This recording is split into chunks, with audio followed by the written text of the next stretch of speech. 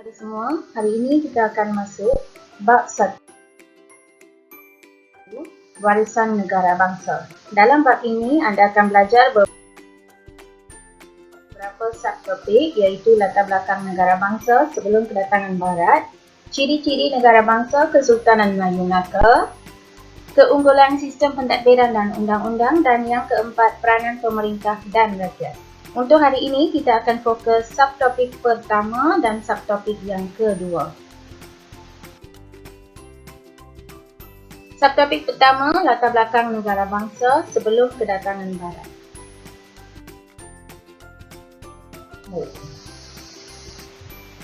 Kemunculan dan kemasyhuran kerajaan alam Melayu membuktikan asas negara bangsa telah bermula sebelum kedatangan barat.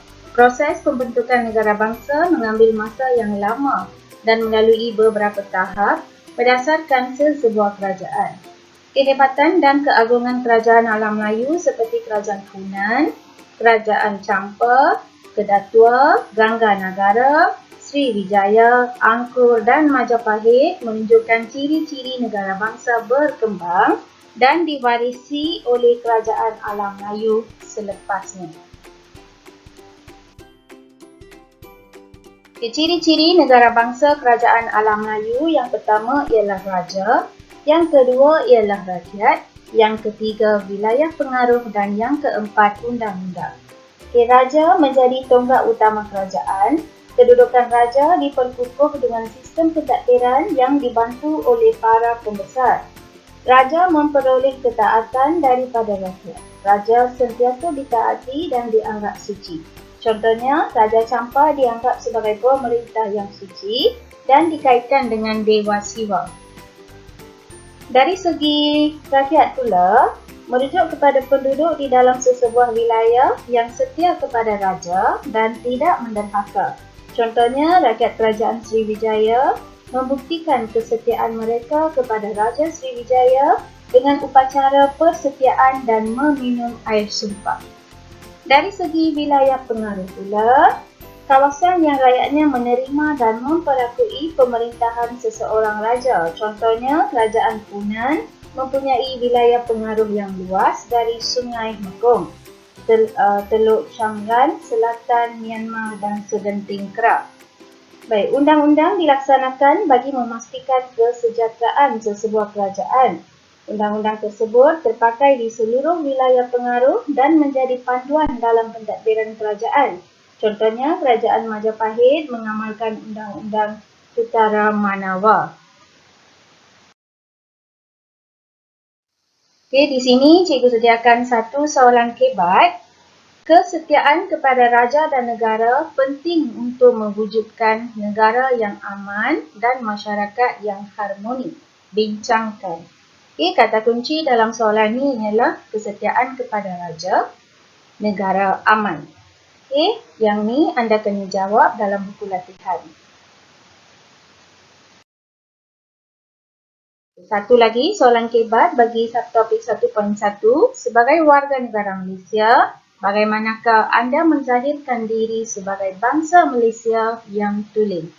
Okey, jawapan anda perlu merujuk kepada apakah yang anda buat untuk menunjukkan anda merupakan anak jati Malaysia. Kita masuk subtopik kedua, 1.2, ciri-ciri negara bangsa Kesultanan Melayu Melaka. Ciri-ciri negara bangsa Kesultanan Melayu Melaka adalah kerajaan, kedaulatan, undang-undang, rakyat, wilayah pengaruh dan lambang kebesaran. Kerajaan muncul disebabkan oleh adanya raja. Dan raja merupakan pemerintah tertinggi dan dibantu oleh pembesar. Pemerintahan beraja diperkukuh dengan sistem pembesar keempat lipatan yang menjadi tonggak pentadbiran Melaka. Sistem pentadbiran kerajaan yang tersusun menjadikan Melaka sebagai empayar yang terkenal. Selepas kedatangan Islam, pemerintah Kesultanan Melayu Melaka mula menggunakan gelaran Sultan. Rakyat pula menumpahkan taat setia kepada Sultan Melaka dan mematuhi undang-undang yang dikuatkuasakan dalam Kesultanan Melayu Melaka. Secara umum, rakyat Melaka terdiri daripada orang Melayu dan orang Laut. Golongan diperintah terdiri daripada rakyat yang merangkumi golongan merdeka dan hamba. Dari segi kedaulatan, lambang kekuasaan tertinggi seseorang sultan ialah kedaulatan. Kedaulatan ini merupakan hak mutlak sultan untuk mengawal rakyat dan wilayah. Kedaulatan Kesultanan Melayu Melaka diakui oleh kerajaan lain dan bebas daripada campur tangan kuasa asing.